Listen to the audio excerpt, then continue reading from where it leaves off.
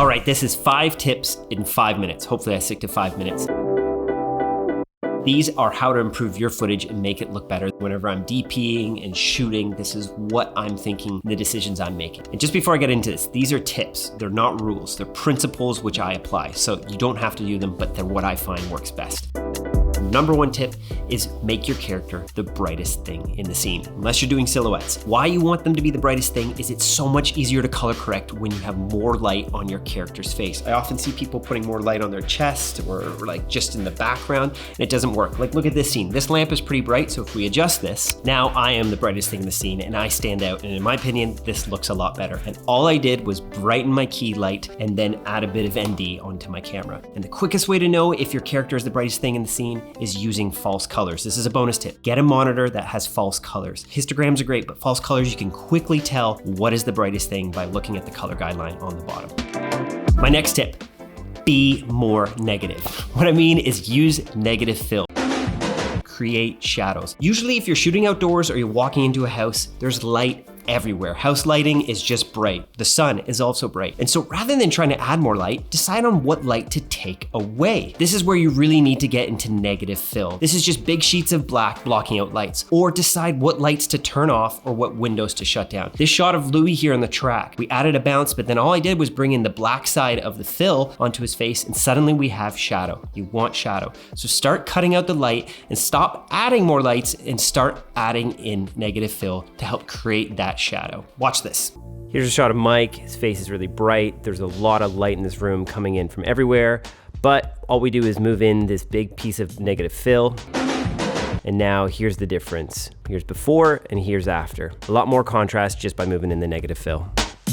And my next point is better your background. And well, let's do that right now. By the way, I got a boo-boo in the time that it took me to switch my camera over. The things I do for you. And as I was saying, bettering your background, not just focusing on your person, but where you're looking at them. And the simplest tip, I do this all the time. If I'm in an area that I don't know, I find a tree, I make sure it's backlight, put my camera low, and I point up towards that. And then I shoot wide open. Why? Because the tree looks crazy behind them. You get all those beautiful dappling, open bokeh, little holes of lights popping through. This is why when we shoot a one-day commercial, we spend 3 days location scouting. Essentially, your background is your set. It's where you're shooting, it's what your camera's looking at. So bettering your background, taking a little bit of time to finding a better location for where your camera is pointing, not just having a cool person in front of it, will dramatically improve your footage. So think about your background, think about where you're placing your camera, and sometimes just changing the angle is all you need to do. And when in doubt, find a tree. 2 more points.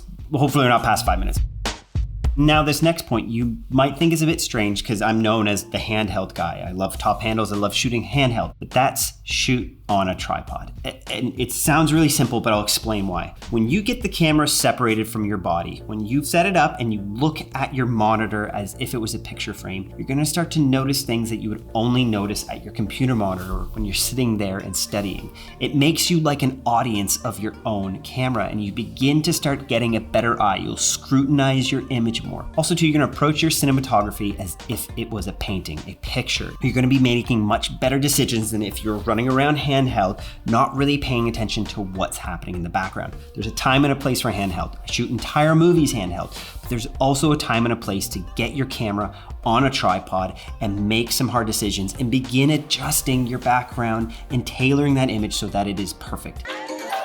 My last point is hold your shot, and not just the 10-second rule. You should be holding all your shots for a minimum of 10 seconds. Hold your shot until you are uncomfortable, until you want to move on. Holding your shot allows life to unfold. It allows your character to make a decision on camera. We get to see them as a human making decisions and growing. And this is gonna make your characters more interesting. If you're always shooting new angles, we never get to see the person live a bit of life and make a decision. Now, holding a shot doesn't just mean that it's still, it can mean following them for a long time and letting life unfold in front of your camera. You got to admit to yourself that life is more interesting than anything you could direct. When people make spontaneous decisions, or there's an argument, or you watch someone discover something new, that is something that you can't ever direct. But holding your shot allows you to capture this. And I hate editing footage when people are taking a new shot every 2 to 3, 4, 5 seconds. Count to 30 seconds, count to 60 seconds. Give yourself some room to breathe in the edit. Hold your dang shot.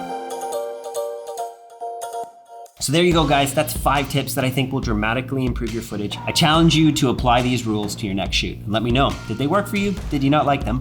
But for me, they're what I'm applying to my shoots in 2022. Thanks for watching. I'll see you on the next one.